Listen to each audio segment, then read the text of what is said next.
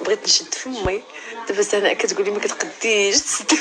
عرفتي علاش بعض المرات شي حاجه كتكون مازال ماشي كونفيرمي 100% وغتقوليها ما عرفتي المهم انا تنقول نيمبورط كوا.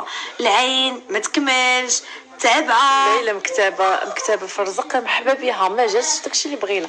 المهم اختي انا ما نقدرش ما نقول لكمش المهم دابا انا عندي دو بروبوزيسيون ديال برامج واعرين الصراحه.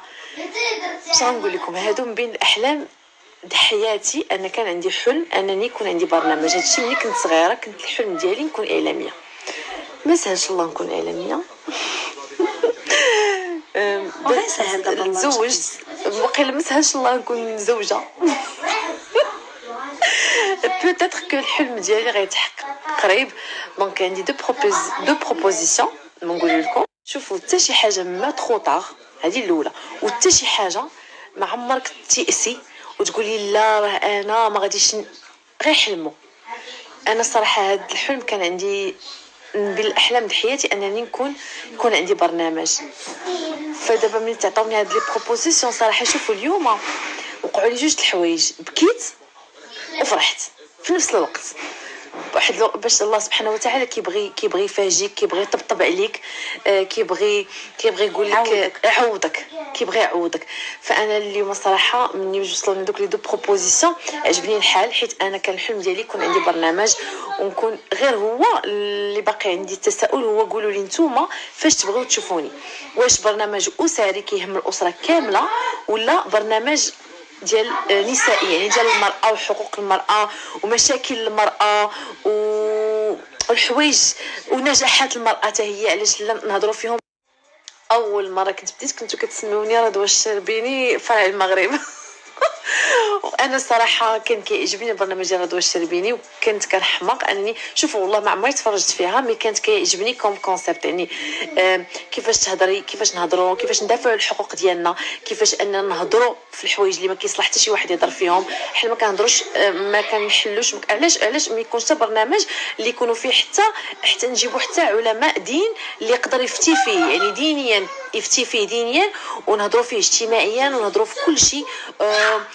ونحاولوا من العيب. شوفوا راه العيب ماشي هو انك تناقش الموضوع، العيب هو انك تسكت على الموضوع وتبقى انت لا حشومه لا ما نقولوش لا وقيلا فلان غيتقرص فلان غيحسبه هو على من هضرت الاخر غيحسبه هو.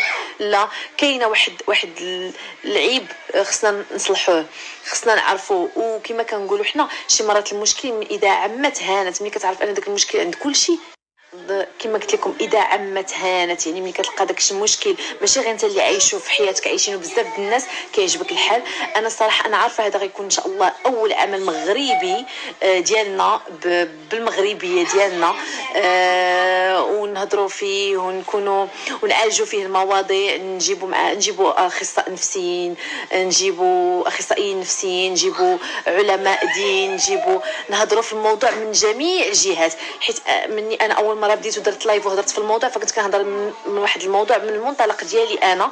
فانا دابا كيهمني انني نشوفه من جميع الجهات. يعني ملي كتكون تهضر في واحد الموضوع وكيجي واحد العالم دين وكيكونفيرمي لك وكيقول لك ها شنو قال الله سبحانه وتعالى وشنو قال الرسول، هي سنه الرسول عليه السلام، وكيجي واحد الدكتور نفسي حتى هو كيعطي الراي ديالو، فكتشوف هذاك المشكل كتشوفه من جميع الجهات وكتعالج وكنعالجوه وكنهضروا فيه بكل حريه ما كيحكم علينا حتى شي واحد. كنتمنى يا دونك ان شاء الله يا ربي غادي يكون شي حاجه زوينه، غتكون شي حاجه اللي بوتيتر غتكون عندي انا فرصه ان المواضيع ديالي يتفهموا مزيان، نهضروا عليهم مزيان. انا عارفه هذاك الكونسيبت اللي كنت قاس بزاف د الناس، قاس بزاف ديال العيالات اللي كيقولوا لي ايمان كيصيفطوا لي حنا معاك وحنا عشنا نفس التجربه.